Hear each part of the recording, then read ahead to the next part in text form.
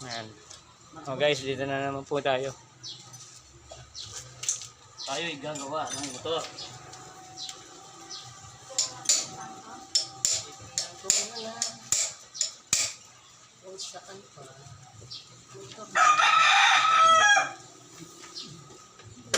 Ako si mag-welding gamat.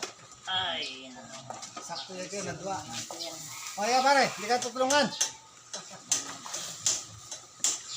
Gano'ng kalaki ang gulong mo sa bodega par? Yung mga luma. Ha? Oo, papalitan sana ng malaki yun, no? Oo, pwede. Oo, trabaho ka muna dyan, sa Lunes na lang. Papalitan ko daw ng malaki, sabi ni Andy.